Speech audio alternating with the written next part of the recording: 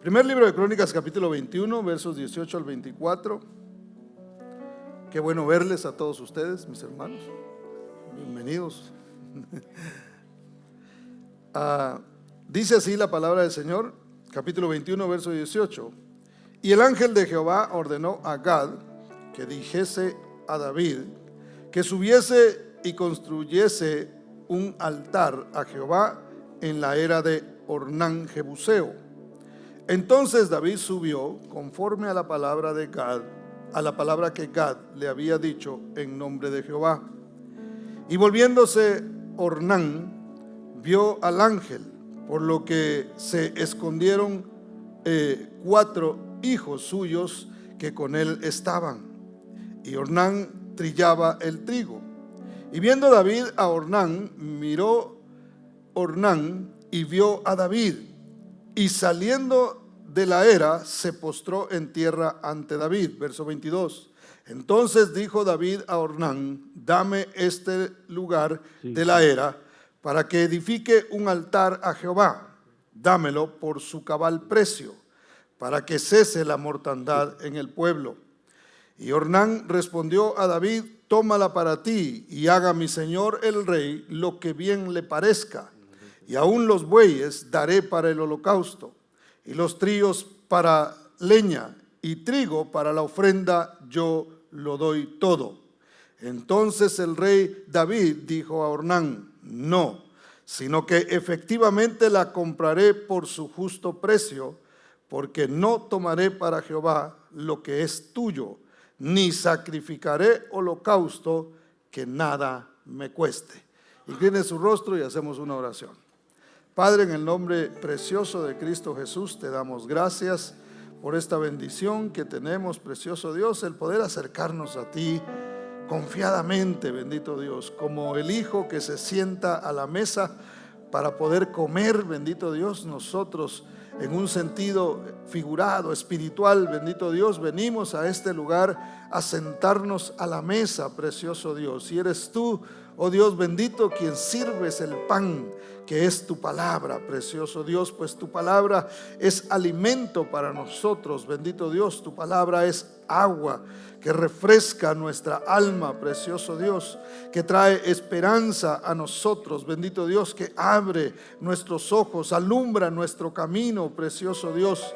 Gracias, precioso Padre, por haber dejado esta palabra maravillosa que hoy nos guía, precioso Señor, por medio de tu Espíritu. En el nombre de Cristo Jesús, ponemos en tus manos este momento, precioso Dios. Sé tú hablando según la necesidad que hayamos traído en esta mañana, precioso Dios. En el nombre de Cristo Jesús. Amén y amén. Todos quizá en algún momento de nuestras vidas, hermanos, nos hemos sentido abrumados de muchos problemas y de muchas circunstancias y necesidades. Nos hemos sentido quizá más estresados de lo normal. Y a veces parece como que algo hubiera caído sobre nosotros. No sé si usted se ha dado cuenta, pero hay personas que dicen, por ejemplo, me está lloviendo sobre mojado, ¿verdad? Y hemos mencionado estos conceptos en otras enseñanzas también. Y a veces sentimos que viene un problema detrás del otro y viene un asunto que nos hace sentir a nosotros como si una plaga nos hubiera caído, ¿verdad? ¿Se recuerda cuando salió esto de la plaga hace apenas unos cuantos años atrás? Y tuvimos esa experiencia donde vimos a la gente, donde vimos cómo esto traía un problema que desataba otros más, ¿verdad? Era una dificultad que desataba otras, y decíamos, no, pero ¿qué estará pasando en el mundo? Y algunos decían, no, pero es que este es un juicio de Dios, y cada quien sacaba su concepto de qué realmente era lo que estaba sucediendo. Entonces alguna vez nos hemos sentido así. En Guatemala yo oía gente que decía, ahora sí se nos vino la roña, ¿verdad? Se nos vino, varios problemas nos han venido encima, y quizás nos hemos sentido de esa manera. Ahora, a David se le había venido realmente una plaga encima, hermano. Él estaba pasando por un momento sumamente estresante, porque David era el rey de Israel. Y obviamente todo lo que sucedía en su pueblo le afectaba a él directamente como líder. Por ejemplo, lo que pasa en su casa le puede estar pasando a una persona, pero realmente afecta a toda la casa y principalmente al que es responsable de esa casa. Entonces, en la casa de Israel, en el país, en el pueblo de Israel, David era el responsable, y al pasar por esta situación, pues obviamente él se sentía muy abrumado, muy estresado por lo que el pueblo estaba pasando, por la plaga que había venido. Ahora, él no estaba solamente estresado, hermano, estaba sobreestresado, y la razón era porque no solamente él era responsable de lo que estaba sucediendo en el pueblo en el sentido de ver cómo lo resolvía, sino que él era responsable porque era por causa suya que estaban sucediendo las cosas. Entonces era todavía, eso le añadía más, porque aparte de la responsabilidad de salir adelante, él tenía la culpa encima de él, y eso obviamente era aún peor. Él había cometido un pecado. Y mire, ¿cuál fue el pecado más grave que David cometió? A David se le mencionan por lo menos 6 pecados de los que quedaron registrados, ¿verdad? De haber cometido muchos más, pero 6 son los que a él se le mencionan. Y hay unos bien fuertes, hermano.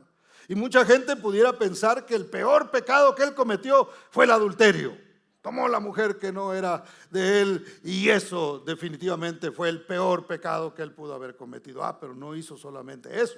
Por ahí alguien pudiera saltar y pudiera decir, no, es que no fue solo el adulterio, es que él mandó a matar al esposo de esta mujer. Entonces el peor pecado que David pudo haber cometido fue el asesinato. Pero realmente el peor pecado que él cometió, hermano, porque él cuando pecaba, él tenía algo muy interesante, él lo reconocía, ¿verdad? Y eso es algo que nosotros podemos imitar de él y no echarle la culpa a medio mundo cuando algo nos ha sucedido. Tenemos que reconocer nuestros errores. Y él era alguien que cuando pecaba, él decía, he pecado. Y le pedía perdón a Dios, y escribió el Salmo 51, y usted puede ver todo cómo realmente era su corazón. Pero ¿cuál fue el pecado más grande? Donde él ya no dijo he pecado, sino que dijo he pecado gravemente, dijo él. ¿Cuál fue ese pecado, hermano? Contar a su gente. Ese pecado fue peor que los otros pecados que él había cometido. Y no es que Dios tenga así como un medidor, bueno, ese pecadito, pecadito, ¿verdad? Y luego hay otro grande y diga, ese pecado sí es grande, ese sí, no, sino que obviamente los pecados tienen cada uno su consecuencia. Algunos van a tener consecuencias mucho más graves que otros que de pronto sean cometidos por naturaleza. Usted, un mal pensamiento no le va a traer una gran consecuencia, aunque si lo mantiene ahí puede desarrollarse y puede crecer, ¿verdad? Pero si alguien va y dice, bueno, yo tengo ganas, como está de moda eso de ir y entrar a la tienda Ross, ¿verdad? Y agarrar todo lo que uno quiera, y puedo llevarme allá en California hasta 900 y algo de dólares, me parece, y no hay problema, y me voy. Pues ya si alguien premeditadamente hace esas cosas, pues tarde o temprano va a tener una consecuencia. Vi la noticia de que unos muchachos fueron a meterse a un 7-Eleven y sacaron todo lo que estaba ahí, y las mamás los entregaron. Las mamás llamaron, muchas de las mamás llamaron a la policía y dijeron, aquí está mi hijo, agárralo. Y la verdad que sí, gloria a Dios por eso, ¿verdad? Y qué bueno que las mamás hicieron eso. Pero bueno, ¿cuál fue entonces ese pecado que él cometió, hermano? Contar a la gente. Ahí fue donde él dijo, ahora sí está grave el asunto. ¿Sabe por qué ese pecado fue más grave? Porque era un pecado que tenía que ver con su orgullo. David se había convertido en una persona orgullosa por lo que tenía. No una persona orgullosa así fea, sino que su orgullo más bien había crecido por causa de lo que él estaba viendo. Él veía cómo su ejército había crecido, cómo él ganaba batallas y el problema nuestro a veces es que cuando Dios comienza a bendecir nuestras vidas, corremos el peligro de atribuírnoslo a nosotros mismos. Hermanos, que yo sí soy inteligente. Hermanos, que yo sí me esfuerzo. Es que yo soy trabajador. Es que yo sirvo a Dios, hermano. Por eso es que yo estoy en la iglesia todos los domingos y los miércoles y si hay otro yo también llego, hermano. Por eso es cuando nosotros empezamos a atribuirnos a nosotros mismos lo que está sucediendo en nuestras vidas, eso es un principio de orgullo. Nosotros tenemos que agarrar nuestras coronas desde ya y ponerlos a los pies del Cordero y decirle: tú eres el único digno de recibir la gloria. Si yo estoy aquí es por tu misericordia, es por tu gracia, es por lo que tú estás haciendo en mí y no por lo que yo pueda lograr o la fuerza que yo pueda tener. Entonces David se metió en un problema fuerte, hermano, porque a él se le había dicho que no lo hiciera. Mire, cuando uno hace las cosas en ignorancia, la Biblia dice que Dios pasa por alto los pecados de nuestra ignorancia. Pero una vez que nosotros sabemos, una vez que se nos advierte, una vez que se nos dice, entonces pecamos basados en nuestro orgullo. Amén o ay, ay, ay, ¿verdad? Entonces ahí es donde nosotros comenzamos a fallarle a Dios, y ahí es donde el pecado, hermano, ya no solamente es pecado, sino que es un pecado grave. El enorgullecernos, el no reconocer que todo lo que tenemos es por gracia y por misericordia de Dios. ¿Cuántos dicen amén? Entonces, el orgullo, hermano, es la raíz de los demás pecados. Es más, el orgullo es el pecado número 1. ¿Por qué decidimos nosotros pecar? Es que yo me lo merezco, es que yo debería. ¿Y por qué no? Cuando no confiamos en Dios, hermano, nosotros empezamos a buscar nuestra propia forma de hacer las cosas. Usted solo puede, bueno, nosotros tenemos de alguna manera, realmente son 2 opciones. Quería decir 3, pero yo creo que son 2. O servimos a Dios o servimos al enemigo. ¿Por qué? ¿Por qué digo esto? Porque a veces podemos servirnos a nosotros mismos, podemos convertir nuestro propio Dios, puede ser uno mismo, hermano. Porque yo resuelvo, porque yo hago, porque yo tengo que enfrentarlo, porque yo tengo que hacerlo. Entonces cuando nosotros hacemos eso, es cierto que nosotros tenemos que hacer y tenemos que colaborar, tenemos que volvernos una especie de socios con Dios para que las cosas sucedan. Pero realmente el trabajo mayor lo hace Dios, lo imposible lo hace Dios. Nosotros hacemos siempre lo posible. Cuando no dejamos nosotros, cuando no entregamos las cosas en manos de Dios, estamos siendo orgullosos. Cuando yo confío en mí mismo, cuando yo confío en lo que puedo hacer, cuando yo confío en mis habilidades y digo, no, yo lo puedo hacer y yo voy a salir adelante, hermano, ya Dios no me sorprende. Ya no hay un decir, wow, yo no creía que podía hacer esto, le entré con miedo, me temblaban las piernas, pero Dios se glorificó en mi vida, pero Dios lo hizo a través de mí, pero Él lo hizo, realmente para Él es la gloria. Tenemos que ser honestos en eso. Entonces, hermano, el pecado número 1 es el orgullo. De ahí es que parten todos los demás pecados. ¿Por qué pecó Satanás? Por orgulloso. Él se vio y dijo, qué bonito soy, cómo me quiero, ¿verdad? Sin mí me muero, dijo.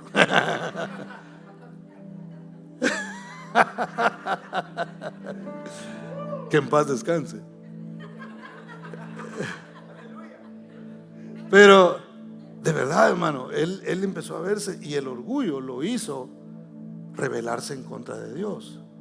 ¿Qué te hace a ti? ¿Qué me hace a mí rebelarnos en contra de Dios a veces? El orgullo. No queremos. No, ¿cómo que creer en un Dios que no podemos ver? ¿Cómo que creer en un amigo imaginario? Dicen algunos, ¿verdad? ¿Cómo que creer? Hermano, ¿por qué hemos creído? Es que estamos aquí. Nuestra vida no sería la vida que hoy es. Que usted puede decir, está difícil, pero es una bendición estar en este lugar adorando al Señor. Esto es definitivamente algo hermoso que está pasando en nuestras vidas, independientemente de con qué nosotros estemos luchando hoy o cuál problema estemos enfrentando. Es una bendición tener a Dios de nuestro lado. ¿Cuántos dicen amén? Denle ese aplauso fuerte a Cristo, porque Él es bueno.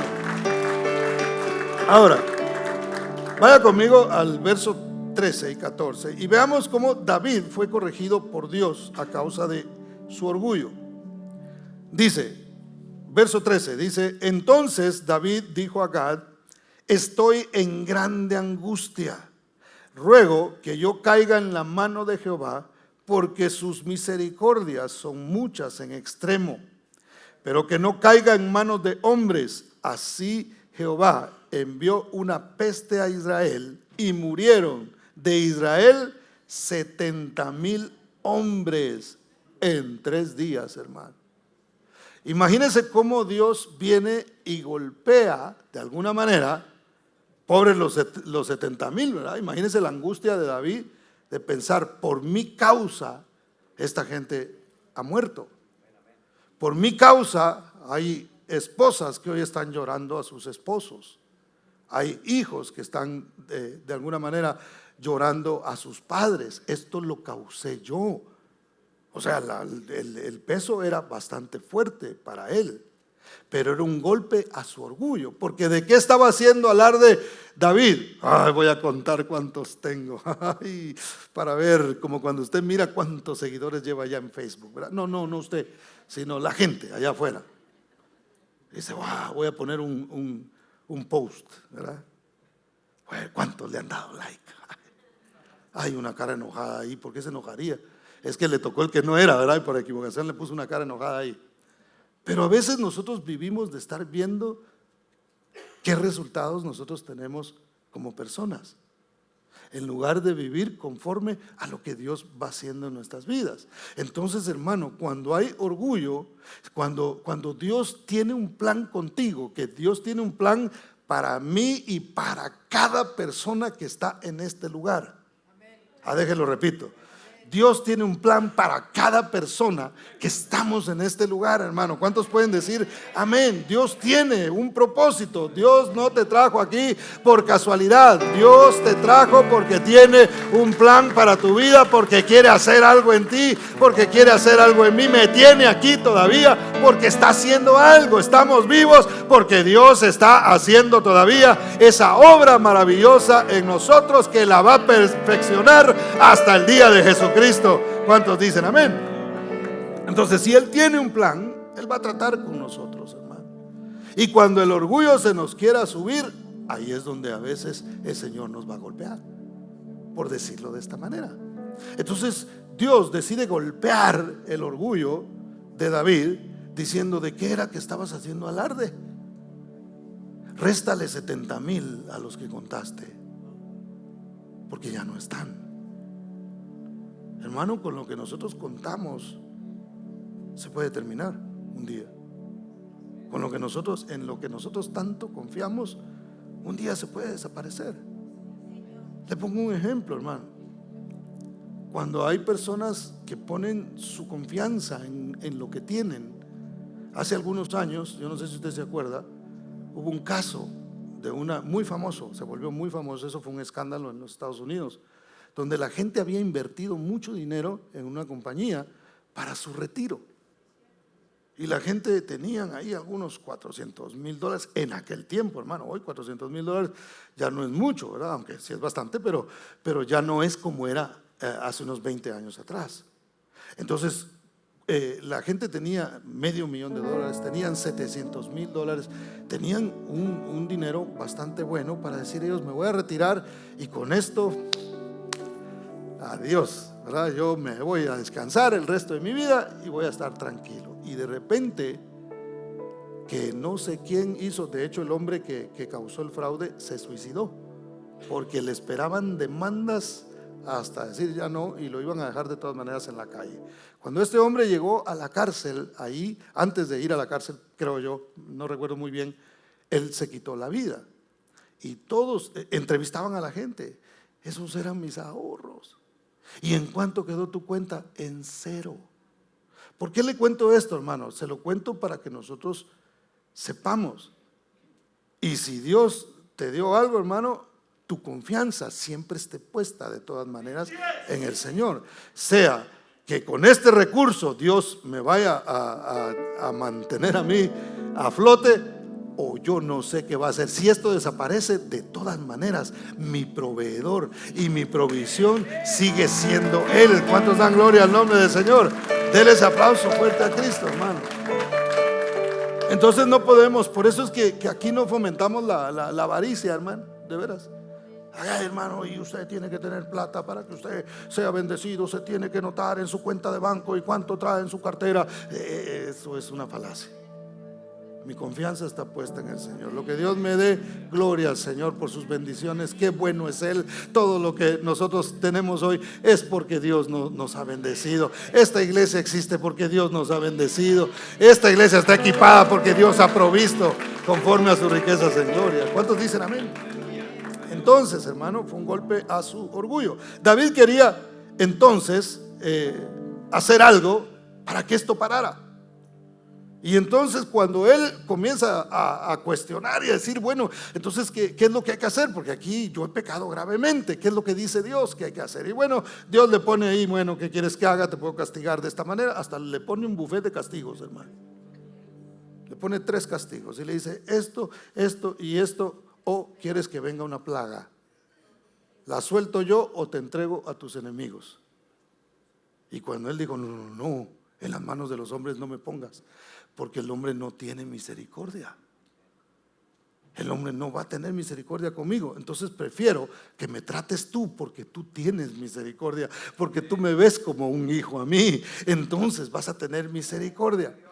Entonces Dios le dice, bueno, voy a mandar esta plaga por 3 días. ¿Qué podemos hacer para que pare la mortandad? Bueno, el secreto, hermano, si es que es secreto, y si era secreto hoy deja de serlo, por lo menos para nosotros acá.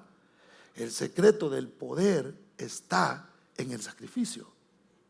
¿Cómo se puede detener una plaga que va, hermano, carcomiendo y que está causando problemas en la familia o está causando problemas en tu vida? ¿Cómo puede parar eso? Bueno, se detiene por medio de un sacrificio.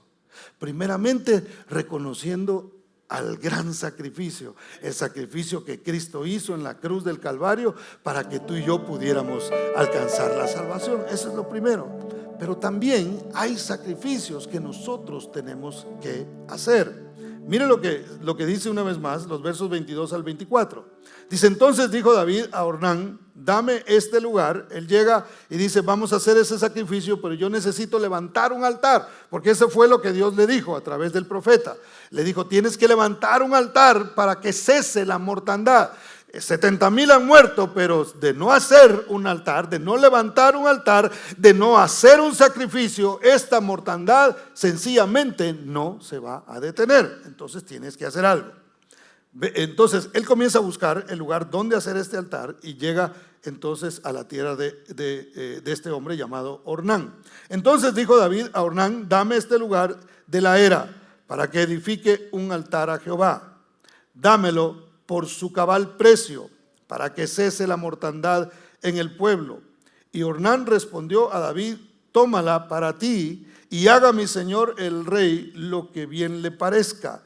Y aún los bueyes daré para el holocausto y los trillos para leña y trigo para la ofrenda. Yo lo doy, ¿qué dijo Ornán? Todo, hermano. Y yo no sé, pero eso parecía una buena oferta, hermano. Porque imagínese que usted va a querer comprar algo y el que se lo va a vender dice, no hombre, llévatelo, es tuyo. Y usted se hace el que, no hombre, no, ¿cómo va a ser? Échalo para acá, pues. Oiga, esa era una buena oferta si él simplemente hubiera estado buscando cumplir con algo religioso. Pero él no estaba queriendo cumplir con algo religioso. David entendía el poder que había, sanador y desatador de cualquier cosa, hermano, en el sacrificio. Él sabía que había un poder en el sacrificio y él sabía que todo sacrificio tiene un precio. No sé si me voy a entender. Entonces yo no puedo sacrificarme a través de lo que alguien más hace. Entonces David dijo: yo no voy a sacrificarme, yo no voy a hacer algo que realmente a mí no me vaya a costar. Mire lo que dice el verso 24. Entonces el rey dijo a Ornán: no, sino que efectivamente la compraré. Y ni siquiera pidió descuento, hermano, por su justo precio, porque no tomaré para Jehová lo que es tuyo. Dios me pidió a mí un sacrificio, no dijo que buscara quien me diera para poder costear el sacrificio que voy a presentar delante de Él. Si yo presento lo que es tuyo, el sacrificio lo estás haciendo tú, porque tú estás dando esa ofrenda, porque tú estás haciendo eso. Yo no lo estoy haciendo. Yo voy a venir aquí nada más a poner la cara, pero realmente no va a ser mi sacrificio, va a ser tu sacrificio. Entonces yo quiero pagar el precio justo. Y luego dice: ni sacrificaré holocausto que nada me cueste. El sacrificio tiene un precio. El sacrificio es costoso a veces, hermano. A veces puede ser muy costoso, pero eso tiene poder. A veces no cambian ciertas cosas en nuestras vidas porque no estamos dispuestos a sacrificar nada. Hay algo que Dios nos está pidiendo y nosotros decimos: Señor, eso no te lo puedo dar porque yo estoy muy arraigado a eso, porque estoy pegado a eso. No puedo dejar mi comodidad, no puedo dejar lo que estoy haciendo. A mí me gusta sentarme todas las mañanas a ver el fútbol en la casa, y yo no puedo sacrificar eso. Mire, a veces cositas tan pequeñas no estamos dispuestos nosotros a dejar. Y el que no está dispuesto a dejar cositas pequeñas, imagínese, hermano, las grandes. ¿Cómo vamos a dejar cosas grandes que Dios nos pida si no estamos dispuestos a dar un pequeño paso? No sé si me voy a entender, pero fíjese, David hizo un costoso sacrificio. Dijo: esta mortandad tiene que parar. Y depende sí de Dios, pero depende también de mí. Entonces, ¿hay alguna plaga en tu vida, hermano? ¿Hay algo que tú estás diciendo? ¿Hay algo que me está afectando? ¿Hay algo que no me está permitiendo? ¿Hay algo que me tiene incómodo? Bueno, hay que hacer un sacrificio. Que decir: Señor, ¿qué debo entregar yo? ¿Qué cosas tienen que cambiar en mi vida que me sacan de la comodidad? Que para mí se convierte en un sacrificio para que yo pueda entonces experimentar la libertad, la salvación, incluso la sanidad, hermano. Hay gente que está enferma porque no perdona, no puede perdonar y ahí anda con una gastritis horrible. ¿Qué tiene que ver, pastor, la gastritis con eso? Créame que sí tiene que ver. Y fíjese que tengo el colon irritable. No siempre, ¿verdad? Porque no quiero decir que todo el que tiene colon irritable tiene ese problema, pero a veces puede ser. Sí, va a salir alguno aquí con juicio encima. Pero puede ser. Una persona puede enfermarse porque no ha perdonado. Entonces el Señor dice: mira, Señor, quítame este dolor y quítame esta enfermedad y quítame esto que no me deja vivir tranquilo, que no me deja vivir en paz. Y el Señor dice: levanta un altar y sacrifica eso a lo que te estás aferrando. Y entonces tráelo y di: Señor, yo perdono. Aquí está. Traigo mi orgullo en sacrificio a ti. Rindo mi falta de perdón, mi amargura, lo rindo delante de ti para que entonces yo pueda ver el poder que hay en el sacrificio. Salgo de mi comodidad, Señor, voy a llenarme más de tu presencia, más de tu palabra. Voy a salir de mi comodidad. Necesito hacer un sacrificio para que cese esta plaga que ha venido sobre mi vida. No puedo dormir por las noches, algo me está sucediendo. Señor, por favor, ayúdame a conciliar el sueño. Y el Señor dice: hasta que no hagas el sacrificio, no va a cesar la plaga. Tienes que salir de tu comodidad, tienes que levantar un altar, y eso es lo que hará la diferencia. ¿Cuántos dicen amén? ¿Cuántos pueden darle un aplauso fuerte al Señor? Cuando Dios nos pide que sacrifiquemos algo, hermano, no es simplemente porque Dios esté necesitado. Yo esto lo he dicho muchas veces, Y lo voy a seguir diciendo porque es algo que nosotros debemos poner en nuestro corazón. Dios no es que Él quiere que nosotros le ofrendemos algo porque Él está necesitado. Es más, yo lo he dicho acá, si nosotros no cantamos, hermano, no hay problema. No hay problema. ¿Se recuerda cuando Jesús iba entrando y la gente le decía, Hosana, bendito el que viene en el nombre del Señor? Y los religiosos se enojaron. Dijeron, ey, ¿qué pasó? Porque eso estaba reservado para el Mesías. Y ellos no creían que Él era el Mesías. Y le dijo, dile a tus discípulos que se callen. ¿Qué es esa falta de respeto de estarte diciendo a ti así? El Señor dijo, si estos callan, las piedras van a hablar. Porque la adoración no se detiene. Y yo la vez pasada le di la aplicación de esto, porque se refería obviamente a los discípulos, que eran todos israelitas en ese tiempo, hermano, o por lo menos la gran mayoría de ellos, y algunos de ellos era que se habían convertido al judaísmo y de ahí habían entrado en el cristianismo. Pero entonces Él dijo, las piedras van a hablar, y eso fue una profecía que el Señor dio. ¿Por qué? Porque ahora Pedro dijo en una de sus cartas que nosotros somos piedras vivas, hermano, y nosotros somos los que adoramos al Señor. Ahora, ¿cuántos dicen amén? Denle ese aplauso fuerte a Cristo porque Él es bueno. Entonces, Él no está buscando un beneficio para Él mismo. Dios no necesita de nada, hermano, le cuento que no está necesitado. Dios no está nervioso, Dios no está preocupado. Dios es más, Dios nos puede ver a nosotros en problemas y no se pone, ay, mire, como cuando usted tiene un hijo en problemas, ¿verdad? Y usted empieza a sufrir por su hijo, ¿sí o no? ¿A alguien le ha pasado acá? Y está preocupado y dice, ¿y ahora qué va a suceder? Dios no, hermano, porque como Dios lo sabe todo, entonces Dios no tiene necesidad de nada. Cuando Él nos pide algo a nosotros, es porque el beneficio principal será nuestro. Porque los beneficiados en sacrificar al Señor vamos a ser primeramente nosotros, hermano. ¿Cuántos lo creen así? Entonces, hermano, fíjese, el Señor le dijo al pueblo de Israel, cuando ustedes sacrifiquen los animales, ustedes le van a quitar las grosuras, es decir, la grasa. En Guatemala le decimos el gordo, ¿verdad? Le quitan el gordo y lo ponen, eso no se lo van a comer, eso lo van a quemar y eso va a subir como ofrenda. Eso lo demás, la carne se la pueden comer, pero no se van a comer. Las grosuras son dedicadas a mí. Y hermano, mire, ¿a quién le gusta la carne aquí? Sin pena, levanten la mano si eso no es malo, eso no es pecado que le guste la carne. A mí me encanta, hermano. Hay un carnívoro, ese soy yo. Hermano, ahora imagínese usted que sabe, yo sé que algunos de aquí saben de carne, ¿verdad?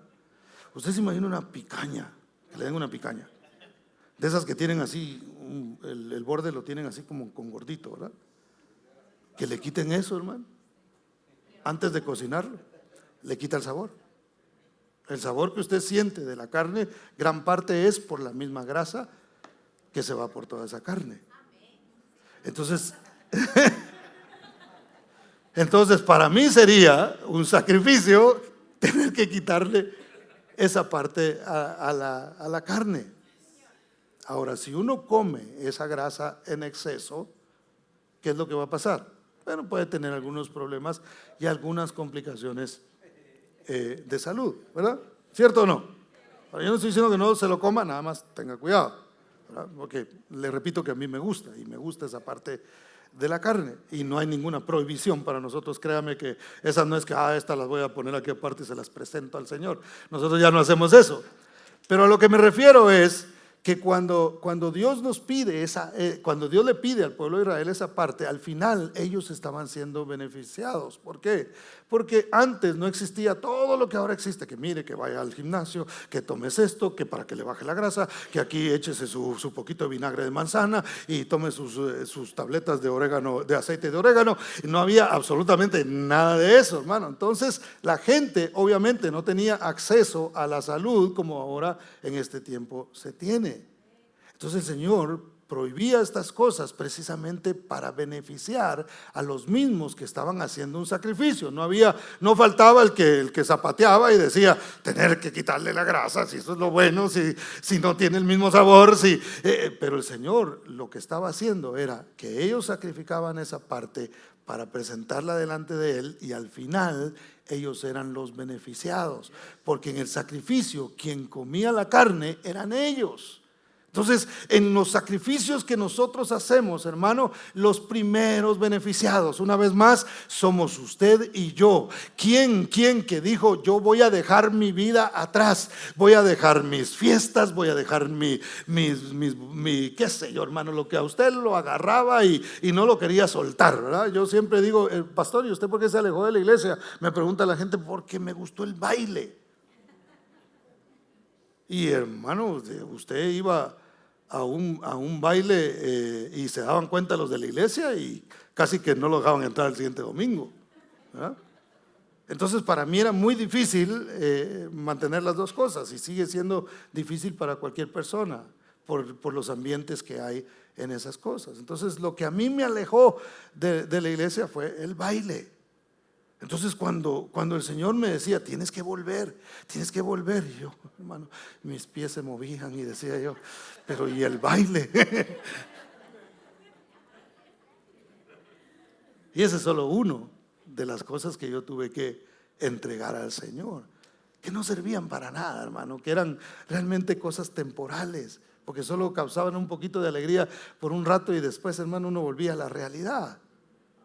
Pero cuando Cristo viene al corazón de la persona y dejas todo, el que quiera ganar su vida, dijo el Señor, la perderá.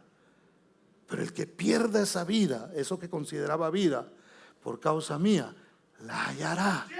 Y yo no cambiaría, hermano, nada, absolutamente nada de lo que Dios ha hecho en mi vida por volver otra vez a quien yo era antes. No lo haría. ¿Se divirtió, pastor? Sí, lo bailado nadie se lo quita, ¿verdad?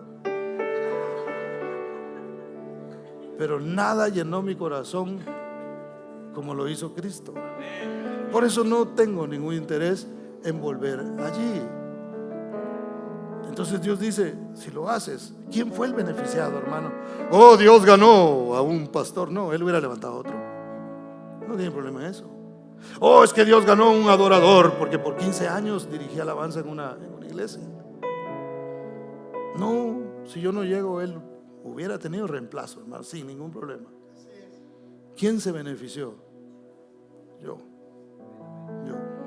Estoy eternamente agradecido con el Señor por haber tenido misericordia de mí, por haberme alcanzado, por haber todavía tenido la osadía, hermano, de escogerme a mí para ser un ministro, de verdad, y se lo digo sin ninguna falsa humildad, hermano, porque el exceso de humildad también es orgullo, ¿verdad?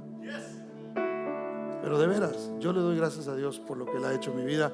Agradézcale usted también por haberse fijado en usted, porque no había nada que nosotros le pudiéramos ofrecer más que un montón de cosas que nosotros amábamos. El Señor dijo, dame eso, está bien. A mí, igual, y a mí, aunque trajeras riquezas, no me beneficia en nada, pero eso malo que tienes, dámelo en sacrificio, quémalo. Eso que tanto te agrada, eso que tanto te gusta, quémalo delante de mí, y entonces el beneficiado vas a ser tú. ¿Cuántos dan gloria al Señor? Denle ese aplauso fuerte a Cristo. David detuvo la matanza que había, hermano, por medio de un sacrificio. ¿Quiere usted que su vida cambie en algún área? Hay que hacer un sacrificio. Entonces, ¿qué debemos hacer nosotros, hermanos? Debemos estar dispuestos a entregar ciertas áreas de nuestra vida, e incluso personas en nuestra vida. Nosotros debemos estar dispuestos a dedicarlos. Aquí no estoy hablando de que hay que presentarlos en sacrificio, ¿verdad? Sino que estoy hablando de dedicar. Y para dedicar tenemos que sacrificar algo. No sé si me voy a entender. Bueno, ahorita me lo voy a entender bien. Lucas capítulo 2 versos 21 al 24. Número 1, debemos nosotros dedicar a nuestros hijos a Dios. Y para dedicar a los hijos a Dios se requiere sacrificio. Déjenlo repito. para dedicar los hijos a Dios se requiere sacrificio. Yo sé que para algunos es difícil a veces, con el cansancio del trabajo, levantarse para venir a la iglesia. Yo lo sé. Yo sé que algunos, 5 minutos más y apagan la alarma y eso se vuelve 1 hora, ¿verdad? Entonces ese es un pequeño sacrificio que usted hace cuando usted conscientemente ha dedicado su vida a Dios. Y si usted tiene niños pequeños o adolescentes o jovencitos, usted hace esos pequeños sacrificios. Solo le mencioné uno, pero pequeños sacrificios, la oración, la adoración, son cosas, hermano, que a veces quizás nos cuesta un poco, porque no nos cuesta en un sentido económico, ¿verdad? Pero nos cuesta porque a veces nos gusta estar tan tranquilos según nosotros, que nos olvidamos de lo que tenemos que hacer delante del Señor. Entonces, pequeños sacrificios que usted haga. ¿Por qué? Porque yo tengo una responsabilidad. Fíjese qué curioso, que la matanza vino sobre 70,000 hombres y a David no le pasó nada,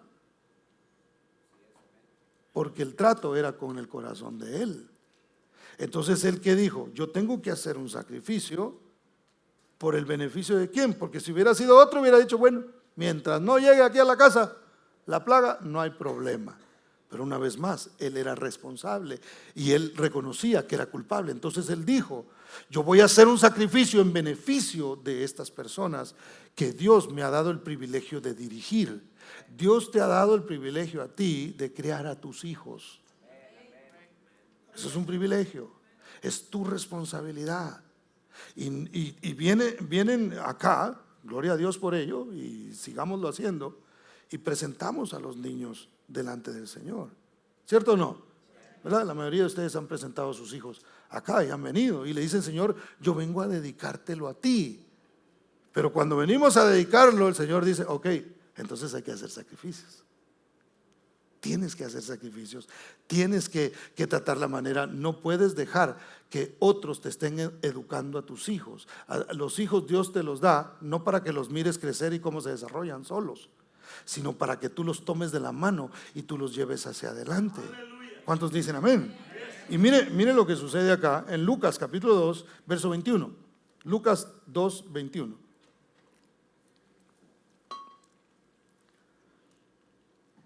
Le prometo que los otros puntos van a ser un poquito más rápidos. Se lo prometo, pero no se lo prometo. No, sí. Le prometo procurar.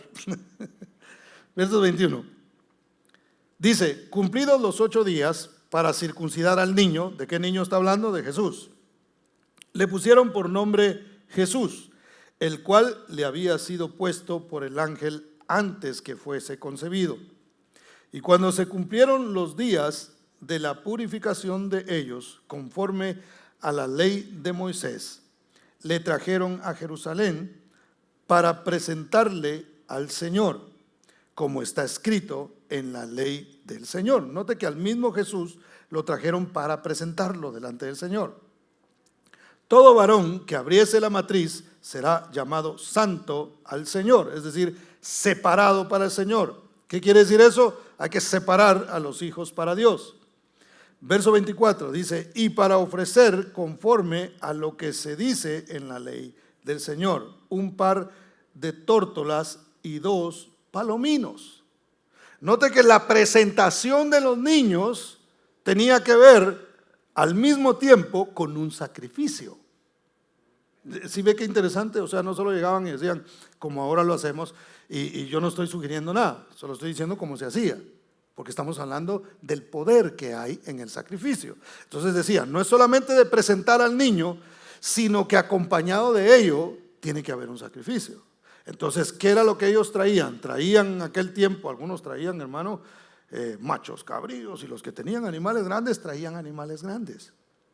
Pero José y María, que eran los padres terrenales de Jesús, no tenían una posición económica buena. Entonces para ellos no había tampoco ninguna excusa. Decía, bueno, y el pobre, pues no, que no traiga nada, tal vez una palomita tiene ahí para cocinarla bien la noche, que no, tranquilo, no, sino que ellos también, a pesar de su pobreza, estaban también de alguna manera obligados a traer un sacrificio, a presentarlo. ¿Por qué? Porque hay poder en el sacrificio. Una vez más, ¿qué estaba haciendo Dios? Quitándole sus animalitos a la gente. No, diciéndoles, ustedes van a tener que hacer sacrificios para criar a este niño. No es solamente de traerlo al mundo, no es solamente decir, Señor, te lo encomiendo y ay, tú lo bendices, ¿verdad? Sino que yo tengo que tomarlo de la mano. Ya grande tomará sus decisiones, él sabrá qué es lo que puede hacer. Dios tendrá su trato con él también, pero mientras está pequeño, mientras es un adolescente, es mi responsabilidad y tengo que hacer sacrificios para que entonces, hermano, ya no presentar lo que se hacía antes, sino a lo que me refiero es, hay cosas que yo tengo que cambiar por amor a mis hijos. Es más, los que no han escuchado mi testimonio, la forma en el que Dios me trajo de regreso a la iglesia fue por causa de mi hija. Cuando mi hija iba a nacer, hermano, yo empecé a pensar. Primero empecé a analizarme yo, la vida que yo estaba viviendo. Yo dije, ¿es esto un buen ejemplo para un niño? Empecé a pensar, yo tenía 22, 23 años. Empecé a pensar y dije, ¿es esto lo que yo le quiero mostrar a mi hija? Entrando a mi casa con una caja de cervezas o viéndome borracho. ¿Es esto realmente lo que yo le quiero mostrar a ella? Y hermano, el Señor me trajo, ahí sí que me cayó la plaga. Me dieron una noticia sobre ella, sobre el nacimiento de ella, que me estremeció hasta el alma. Y yo ahí noté que era Dios, hermano. Yo dije, mire, dentro de lo alejado que yo estaba del Señor, en su misericordia me hizo ver que era Él. O sea, soy yo el que estoy tratando contigo. Y yo le platicaba a unos muchachos hace poco ese testimonio. Cuando a mí me dan la noticia, hermano, yo fue como de que ella venía enferma. Fue como si me hubieran golpeado la cabeza. Yo salí de ese lugar y yo lloraba y lloraba y lloraba. No me acuerdo haber llorado tanto nunca en mi vida como esa vez. Yo dije, aquí Dios está pidiendo algo. Mire, yo no entendía ni siquiera esto. Este mensaje lo estoy predicando hoy. Le estoy hablando de eso ya hace muchos años atrás. Y cuando yo entré a mi cuarto, después de haber llegado a la casa, yo cerré la puerta y le dije, Señor, un inocente pagó por mis pecados ya. 2 no son necesarios. Yo te entrego mi vida si tú sanas a mi hija. Y hermano, cuando mi hija nació y yo la vi, yo miraba sus ojos abiertos. Yo decía, pues ya mira, ¿verdad? Me está viendo. Y le pregunté para los que no lo han oído, le pregunté a la enfermera, todavía así un poquito incrédulo yo, how is she? Así con mi inglés con acento ruso. Y ella me dijo, she's perfect. Cuando me dijo eso, hermano, yo empecé a llorar y a llorar y a llorar y a llorar. Yo dije, Señor, definitivamente dejé todo lo que hacía. Dejé de visitar a la gente que visitaba. Dejé de todo atrás y le dije, Señor, de ahora en adelante yo te sirvo a ti. Bueno, esa era la promesa que yo le había hecho. Tú sanas a mi hija, yo te sirvo el resto de la vida. Y yo sentí que Dios me habló ese día en el hospital y me dijo, yo ya cumplí, ahora te toca a ti presentar el sacrificio. Y yo creo con todo mi corazón, hermano, que en mi familia hay un propósito y que hemos hecho lo mejor que hemos podido para poder mostrarles al Señor. Y hemos sacrificado muchas cosas con tal de seguir a Dios y de servirle a Él. Y Dios no se queda con nada. Dios hace. Así es que lo digo esto para que tu fe crezca, hermano. Porque quizá tú tienes hijos alejados de Dios Si has hecho lo posible y has presentado sacrificios, o Dios tal vez te está hablando y te está diciendo: tienes que presentarme un sacrificio, tienes que hacer algo, hay algo que tú necesitas cambiar, hay algo que necesitas entregar, y entonces la plaga se va a detener, entonces las cosas van a comenzar a cambiar. Este es un mensaje para todos nosotros, hermano. Tenemos que preguntarle: Señor, ¿qué quieres que nosotros hagamos? ¿Qué es lo que necesitamos entregar? Pero no solamente preguntarle, sino que estar dispuestos a decir: yo hago lo que tú me digas, con tal de seguir tu voluntad y lo que tú has destinado para mí y para mis hijos. Entreguemos nuestros hijos al Señor, hermano. Presentémoslos a Él. Hagamos sacrificios. No se quede en casa porque está cansado. Haga el sacrificio por sus hijos. ¿Cuántos dicen amén? Denle ese aplauso fuerte a Cristo, porque Él es bueno. Tengo que irme rápido con estos. Número 2, nuestros cuerpos.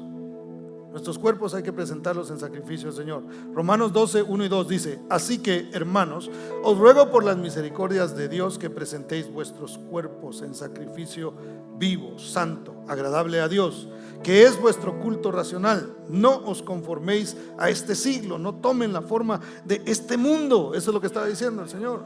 Mira, hermano, y hoy estamos en un peligro terrible de tomar la forma del mundo. Luego dice: sino transformados por medio de la renovación de vuestro entendimiento. ¿Cómo se renueva el entendimiento? A través de la palabra de Dios. Mientras yo más palabra recibo en mi mente, hermano, mi pensamiento va siendo transformado, va siendo renovado, porque no es lo que piensa el mundo, no es lo nuevo que ha salido, no es la tecnología, no es, hermano, la filosofía que ha cambiado, no es eso, es la palabra de Dios, que es la verdad de Dios, que cielo y tierra pasarán, pero su palabra no pasará, sigue siendo la misma. ¿Cuántos dan gloria al nombre del Señor? Dice: de vuestro entendimiento, para que comprobéis cuál sea la buena voluntad de Dios, agradable y perfecta. Presentemos nuestros cuerpos, nuestros sentidos, hay que presentarlos delante del Señor, hermano. El libro de Ezequiel nos habla de la circuncisión del corazón. ¿Y cuál es la circuncisión, hermano? Yo lo he explicado acá. Es quitar el exceso de carne. A los hombres en aquel tiempo en Israel les quitaban el prepucio del pene, que eso era como un exceso de carne. Había que circuncidarlos, ¿verdad? Eso obviamente ya en este tiempo no es de manera literal, sino que Ezequiel hablaba del exceso de carne en el corazón, en la mente. A veces nosotros pensamos más en lo carnal que en lo espiritual, hermano. Y eso hay que cortarlo.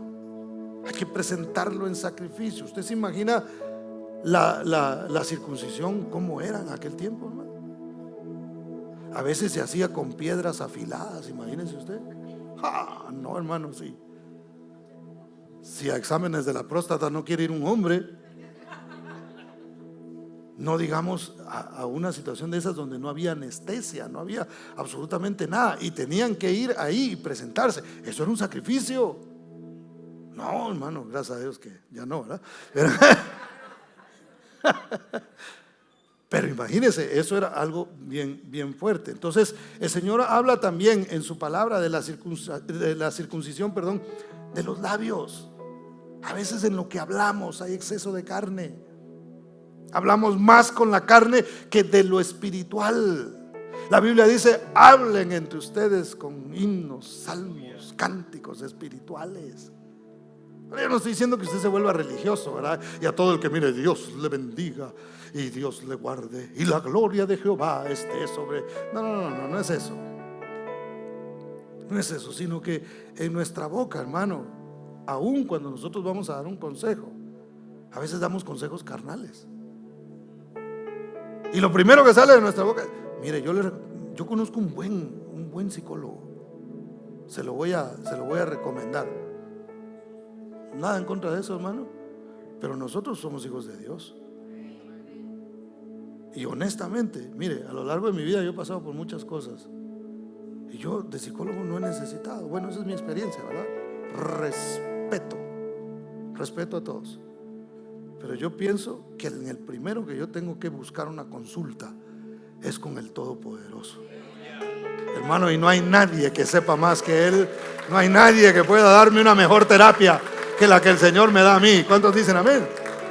Entonces, cuando el pueblo de Israel iba a entrar en la tierra prometida, ¿se recuerda de eso? Llegaron a un lugar llamado Gilgal. Y allí en Gilgal fue donde el Señor dio la orden y dijo: me circuncidan a todos porque van a entrar en la batalla. No tenía sentido. No tenía sentido. Usted se imagina un montón de soldados adoloridos, caminando así. No podían pelear, se supone que no podían pelear. ¿Sabe por qué Dios hizo eso? Aparte de que era un sacrificio de alguna manera que estos soldados iban a presentar, porque hay poder en el sacrificio.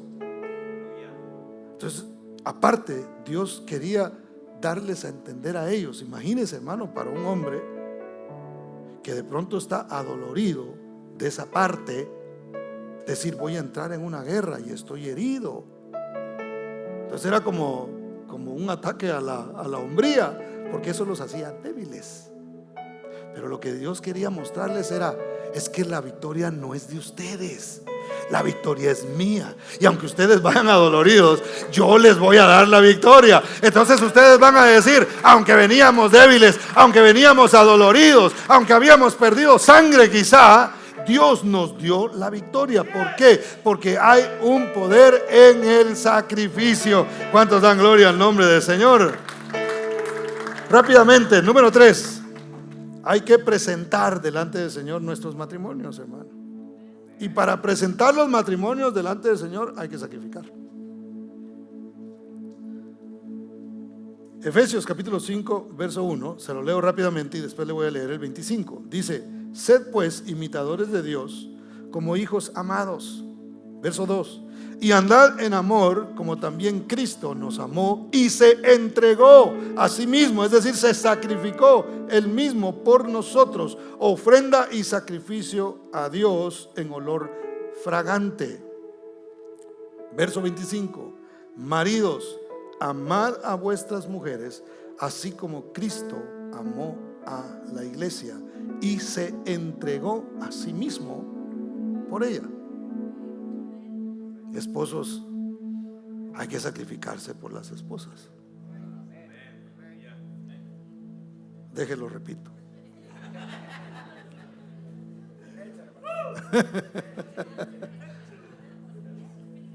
Hay que sacrificarse por las esposas. A veces déle un aplauso al Señor, las hermanas aplaudan.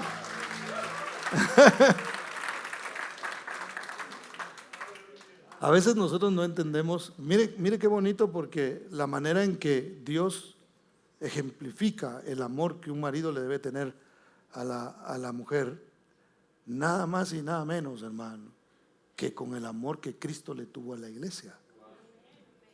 Porque Cristo es en un sentido simbólico el esposo, el novio de la iglesia. Y Él la amó tanto que se sacrificó por ella. Mira, a veces no se arreglan cosas en la casa porque hay un hombre orgulloso que no quiere hacer caso. No, no es cierto.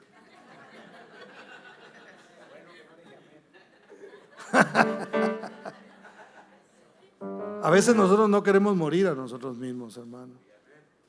Yo sé, hay cosas que hay que arreglar. No estoy diciendo, no me estoy poniendo de un lado de la balanza, me estoy poniendo del lado de la responsabilidad. Porque la iglesia no muere por Cristo, es Cristo el que muere por la iglesia. Entonces los hombres al final somos responsables de lo que sucede en nuestra casa. Es más, las mujeres en un sentido son un reflejo del varón. ¿Verdad que la iglesia refleja a Cristo? Bueno, entonces la esposa refleja de alguna manera al esposo. Usted ve una esposa amargada y usted se imagina al esposo. Porque ¿dónde va a haber usted una mujer amargada que el esposo sea un tipo así amoroso y cariñoso y detallista? Usted no va a ver eso. La mujer es el resultado de cómo el hombre a veces se comporta.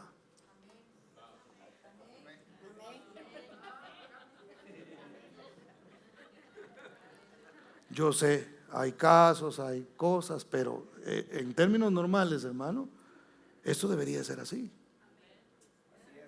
Entonces usted tiene la esposa que usted ha forjado. ¿Me doy a entender? Porque nosotros guiamos a nuestras esposas, hermano.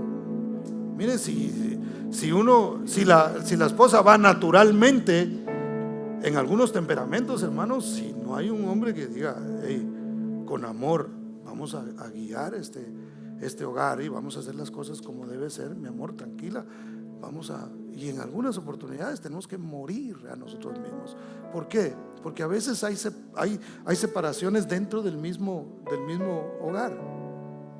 Están juntos pero no revueltos, ¿verdad? ¿Se ha fijado en eso? No diga amén, pero de pronto lo ha vivido, ¿verdad? Entonces, ¿qué tiene que haber para que haya reconciliación? Hay un mensaje entero que yo tengo de eso. Para que haya reconciliación tiene que haber muerte. Sin muerte no hay reconciliación. Alguien se tiene que morir, alguien tiene que ceder, alguien tiene que decir, yo me sacrifico, voy a ceder de alguna manera, voy a sacrificarme por amor a mi hogar. Hermano, yo soy un hombre de paz, de veras. No me gustan los conflictos, no me gustan las confrontaciones. Tengo que llevarlas a cabo a veces porque no me queda de otra. A veces tengo que confrontar, ¿verdad? Pero soy una persona que me gusta vivir en paz. Yo, hermano, mire, los conflictos que tengo que vivir tienen que ver más con mi trabajo que con mi casa. Pero en mi casa no ha estado exenta de conflictos.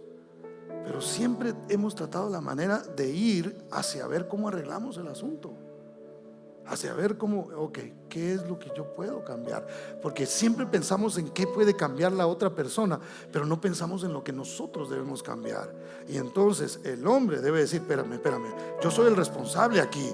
Si esto está pasando en mi casa, yo tengo que ver, sí, ella tuvo la culpa, no me echó lonche y me pegó una gritada, ¿verdad? Me faltó el respeto. O sea, yo entiendo eso, pero ¿qué he hecho yo para que las cosas lleguen a ese punto? Yo les comenté una vez, y para los que no me han oído esto, una vez llegó una persona conmigo a decirme, hey, ¿usted qué hace cuando una mujer le pega a un hombre? Me dijo. Y le dije, pues el hombre tiene la culpa. Y dijo, ¿y por qué si ella es la abusadora? ¿Qué hiciste, abusadora? Le decía.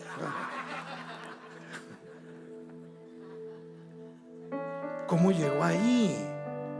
Él es el responsable de la casa. ¿Cómo permitió que eso llegara allí, a ese punto? No debió haber sucedido. Hay señales, hay levantaditas de voz, hay cositas que van diciendo, espérate.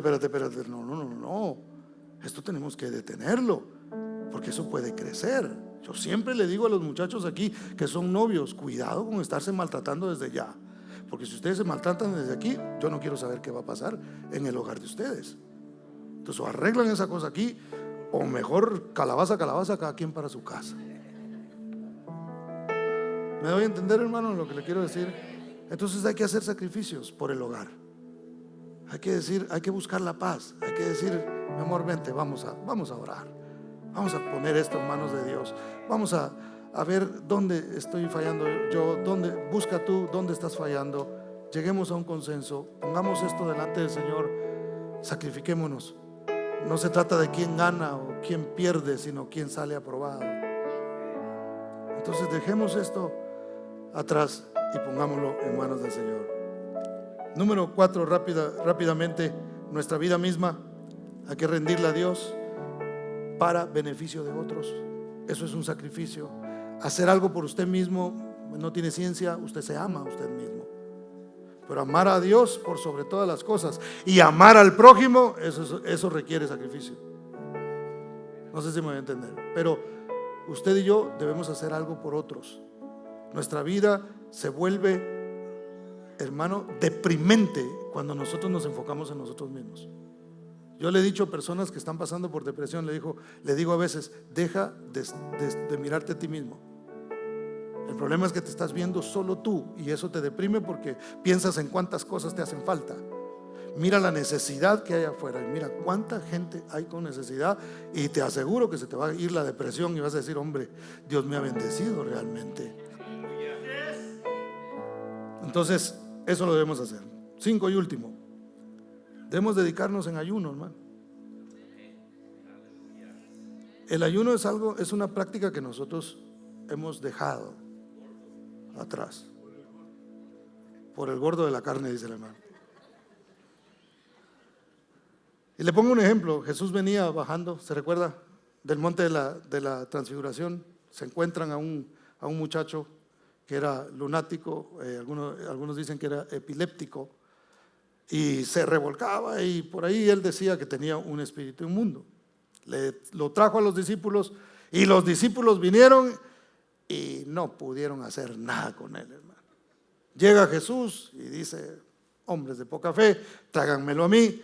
Y Jesús reprende el espíritu que tenía el muchacho, y el muchacho es zarandeado por última vez y es libre finalmente. Cuando Jesús termina eso, los discípulos se acercan a él y le dicen, Señor, ¿por qué nosotros no pudimos hacerlo? Y a mí me llama la atención que Jesús dice, primero, porque ustedes no tienen fe, ustedes tienen poca fe. Y después les dice, porque este género solo sale con oración. ¿Y qué? Con ayuno. Y el ayuno es un sacrificio. ¿A quién le gusta comer aquí, hermano? Acompáñeme, a mí me gusta comer. Dejar de comer realmente es un sacrificio para algunos de nosotros, o para la mayoría, porque sentimos esa necesidad, porque hay incomodidad, porque a veces incluso hay gente que se pone de mal humor cuando tiene hambre, hermano. Cuando tienes hambre no eres tú, ¿verdad? Y aunque se coma un Snickers no se le quita. Entonces el Señor dice, para que se desate el poder, tiene que haber un sacrificio. Para que tu fe pueda ser incrementada, tienes que hacer sacrificios. Tienes que salir una vez más de tu comodidad. Tienes que dejar de comer. Ahora, yo no sé, pero recientemente, hermano, yo he notado, y ha salido muchos más estudios sobre lo beneficioso que es para el cuerpo el ayuno. La persona que ayuna comienza a sanarse literalmente de algunas cuestiones que le afectan en su cuerpo físico. Imagínense. Dicen que la persona cuando ayuna tiene mayor concentración, está más enfocado. Entonces, imagínense si eso lo hace simplemente una persona por cuidar su salud física, el beneficio, hermano, que nosotros podemos tener cuando nosotros decimos, esto lo voy a hacer no solo porque quiero perder peso, lo voy a hacer para presentarlo delante del Señor. Voy a dejar algo que a mí me gusta mucho, simplemente para mantenerme enfocado en Dios, orar, buscar de Él, leer su palabra, y hermano, se desata el poder maravilloso de la sanidad, de la liberación, cuando usted y yo hacemos un sacrificio. Hay poder, hay un poder que se desata a través del sacrificio. Póngase de pie.